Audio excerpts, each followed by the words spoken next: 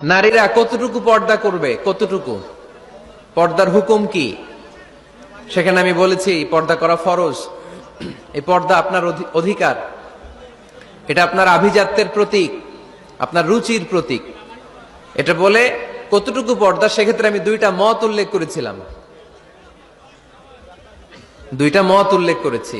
মত নাম্বার 1, সারা শরীর ঢেকে রাখবে, ফেসটা খোলা রাখবে, হাত খোলা রাখবে, এটা একটা মত। আরেকটা মত, সব ঢেকে রাখতে হবে, শুধু চোখ খোলা, তাই না? দুইটা মত উল্লেখ করে আমি বলেছিলাম যে এটা হচ্ছে রুকসাত আর এটা হচ্ছে আজিমাত।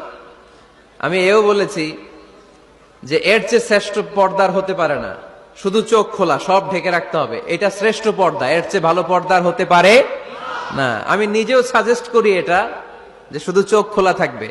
আবার ওই প্রশ্নের উত্তরে এও বলেছি চেহারা হচ্ছে সৌন্দর্যের রাজধানী, চেহারাই যদি দেখা হয়ে যায় তো সব দেখা হয়ে যায়, এজন্য এটা আমি সাজেস্ট করেছি। তারপরে এরা আমারে ধাক্কাইতে ধাক্কাইতে ওই মতের দিকে নিতে চায়, আছে না নাই? তো এই যে 3বার যে আমি এই কথা বললাম, এগুলো শুনবার সময় কি কানে তুলা দিয়ে রাখছিলেন? হ্যাঁ, তখন কি শোনেন না এগুলো? মত দুইটা বললাম কেন আমি? হুজুর দুইটা কেন বলবেন? অন্য মতের প্রতি আপনার এত শ্রদ্ধা কেন? আমগো তো নাই। এই হয়েছে সমস্যা। ক্লিয়ার কাট কথা। পর্দার ক্ষেত্রে দুইটা মতের উল্লেখ করেছি প্রিয় ভাইয়েরা।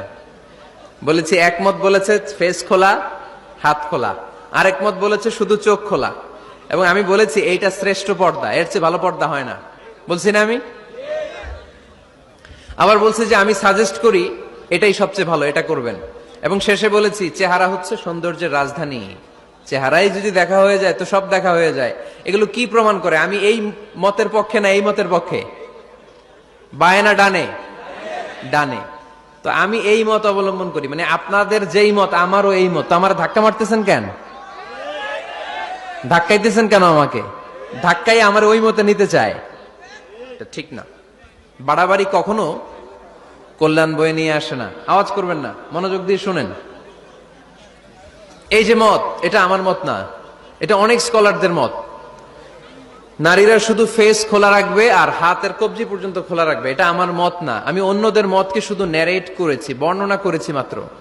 মেজরিটি স্কলাররা, জুমহুরুল ফুকাহা, আই রিপিট, আমি আবার বলছি, মেজরিটি স্কলাররা বলেছেন ফেস এবং হাত খোলা রাখা যাবে।